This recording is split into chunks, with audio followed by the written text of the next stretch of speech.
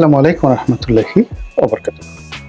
সম্মানিত দর্শক, বাংলাদেশে রাজনীতির চাইতে এই মুহূর্তে অপরাজনীতির কলা কৌশল বেশি চলছে। দৃশ্যমান যে পৃথিবী রয়েছে, দিবালোকে, প্রকাশ্য দিবালোকে যা কিছু হচ্ছে, তার চাইতে রাতের আধারের যে কর্মকাণ্ড, এগুলো এই সমাজে এখন বেশি হচ্ছে। যেগুলোকে আমরা সংস্কৃতি বলি, সেই সংস্কৃতির পরিবর্তে অপসংস্কৃতি এখন মারাত্মকভাবে একেবারে বিস্তার লাভ করেছে সমাজের সর্বস্তরে। আর অশ্লীলতা, অশ্রাব্যতা, এগুলো রীতিমতো ভাইরাস আকারে ছড়িয়ে পড়েছে। আপনারা যারা সামাজিক মাধ্যমে একটু ঢু মারেন, তারা দেখবেন যে নারী পুরুষের স্বাভাবিক সম্পর্ক এবং যে সকল বিষয়াদি নিয়ে ছোট ছোট রিল তৈরি করা হচ্ছে, এবং অনেক মেয়ে, অনেক পুরুষ, অনেক বয়স্ক পুরুষ, অনেক বয়স্ক নারী কেবলই মাত্র ভাইরাল হওয়ার জন্য যে সকল ভিডিও তৈরি করছেন এবং যে সকল ডায়ালগ দিচ্ছেন, এগুলো এই বাংলায় কখনো ছিল না।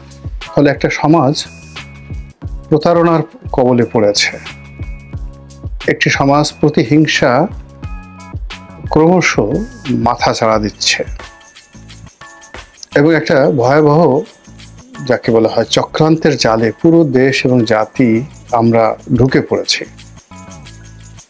এটা যদি আমরা এখন বুঝতে না পারি এবং আমাদের দেশের যারা বিবেকবান মানুষ রয়েছেন, যে যার অবস্থানে, তারা যদি সাধ্যমতো আমরা প্রতিবাদ না করি, এ মহামারীতে আমাদের দেশ থাকবে না, আমাদের কাল থাকবে না, আমাদের সংস্কৃতি থাকবে না। এখন যে ট্রেন্ড চালু হয়েছে রাজনীতিতে, সেটা হলো বিরাজনীতিকরণ।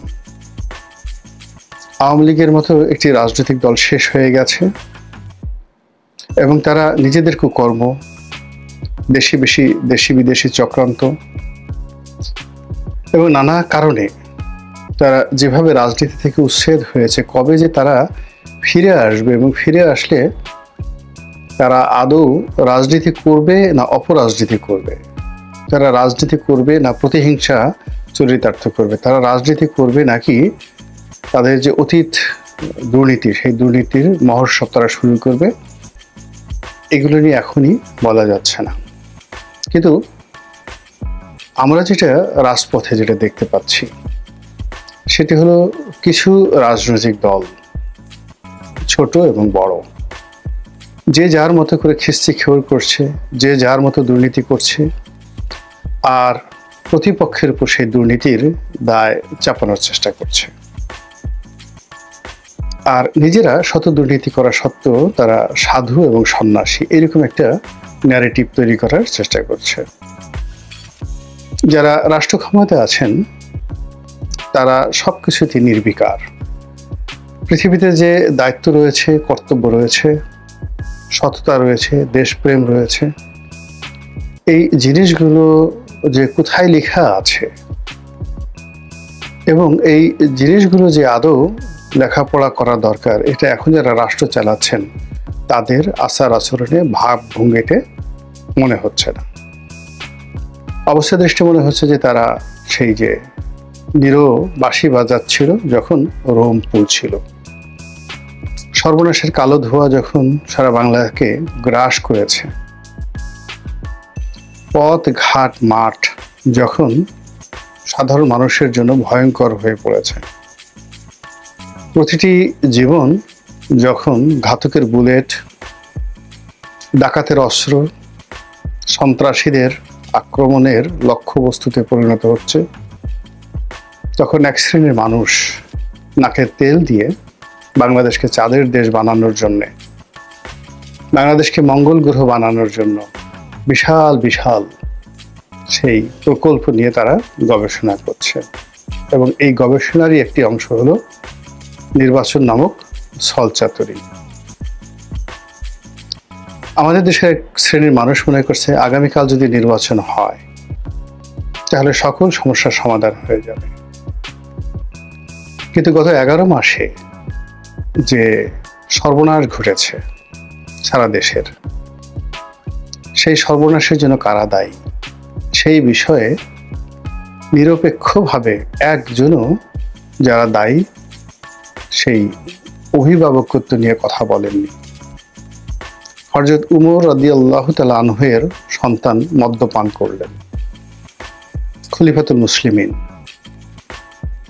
তো তিনি তো একবারও এটা নিয়ে লজ্জা অনুভব করলেন না যে আমি এত বড় সাহাবা, মুসলিম বিশ্বের অধিকর্তা, আমার সন্তান মদ পান করেছে, আমার তো এখন বেঁচে থাকার কোনো অর্থ নেই। তিনি এই বিষয়টিকে খুব স্বাভাবিকভাবে নিলেন এবং ন্যায় বিচার করলেন এবং তার সন্তানকে প্রচলিত যে দণ্ড, সেই দণ্ড অনুযায়ী তাকে 100 ঘা বেত মারার হুকুম করলেন এবং সেই বেত তিনি নিজে মারলেন অথবা শক্তিশালী কাউকে মারতে বললেন। এখন 90 ঘা বেত মারার পরে সন্তান মারা গেল। খলিফাতুল মুসলিমিনের কাছে জিজ্ঞাসা করা হলো যে হুজুর এখন কি করব?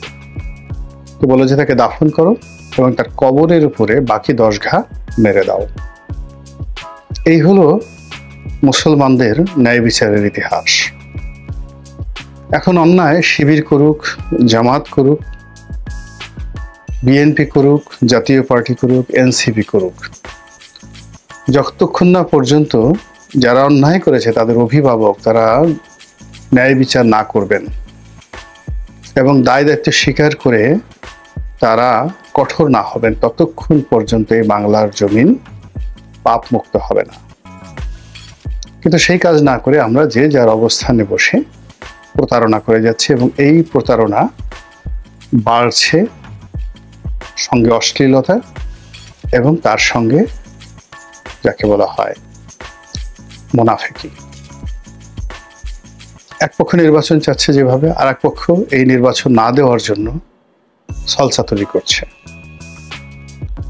আর এই নির্বাচন যেন গলার কাটা হয়, অপর একটি পক্ষ সেইভাবে খেলাধুলা করার চেষ্টা করছে।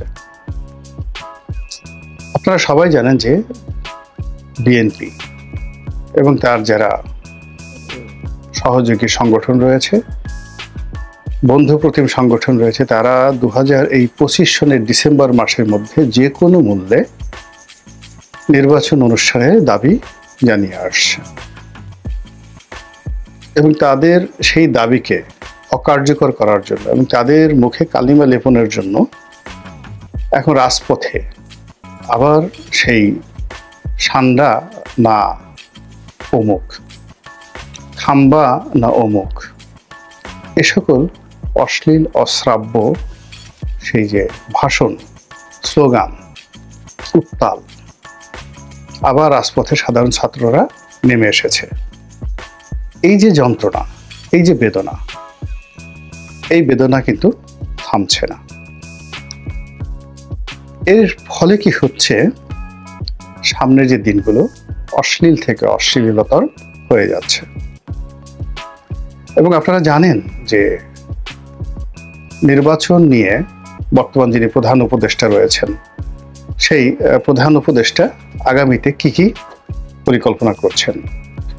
তিনি এপ্রিল মাসে নির্বাচন নাকি আগামী জুন মাসে নির্বাচন অথবা নাকি ফেব্রুয়ারিতে নির্বাচন, এটা নিয়ে যে খেলাধুলা শুরু করেছেন সেই খেলাধুলা কিন্তু থামেনি এখন পর্যন্ত।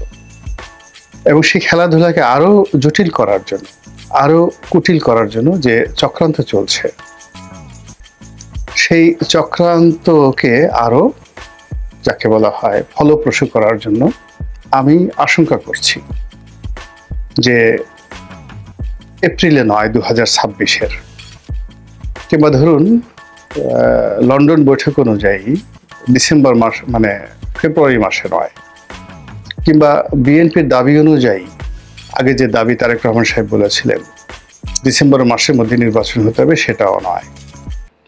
হঠাৎ করে যদি দেখা গেল 2025 সনের নভেম্বর মাসে নির্বাচন ঘোষণা করে দেয় এবং নির্বাচন ঘোষণা করার যে তফসিল সেটি ঘোষণা করে রাজনৈতিক দলগুলোকে মাঠে নামার জন্য যদি সুযোগ করে দেয়া হয়, সারা বাংলাদেশের 15 দিনের মধ্যে খুনোখুনি, রাহাজানি, মারামারি, কাটাকাটি এমনভাবে শুরু হয়ে যাবে। অর্থাৎ যদি এই বছরের অক্টোবর মাসে শিডিউল ঘোষণা করা হয় বা তারও আগে, ধরুন জুলাই, আগস্ট, সেপ্টেম্বর মাসেই যদি শিডিউল ঘোষণা করে দেওয়া হয় বা তারিখ ঘোষণা করে দেওয়া হয় এবং প্রার্থীদেরকে মাঠে নামিয়ে দেওয়া হয়, পুরো 15 দিনের মধ্যে পুরো পরিবেশ এবং পরিস্থিতি সবকিছুর নিয়ন্ত্রণের বাইরে চলে যাবে। আর সেই মারামারি, কাটাকাটি, খুনোখুনি বন্ধ করার জন্য পেছনের দরজা দিয়ে তৃতীয় শক্তি, চতুর্থ শক্তি, পঞ্চম শক্তি তারা যদি চলে আসে, যারা নির্বাচন করছেন, একটারও পিঠের চামড়া থাকবে না, পালানোর কোনো পথও খুঁজে পাবেন না। আর ঠিক সেই সময় যারা পিছনের দরজা দিয়ে আসবেন, তারা যে অট্ট হাসি দিবেন, সেই অট্ট হাসিতে আগামী 2-4 বছরে নির্বাচনের নাম নেওয়ার মতো বাংলাদেশে কোনো লোক থাকবে না। মহান আল্লাহ আমাদের সবাইকে হেদায়েত দান করুন এবং হেফাজত করুন। আসসালামু আলাইকুম ওয়া রাহমাতুল্লাহি ওয়া বারাকাতুহু।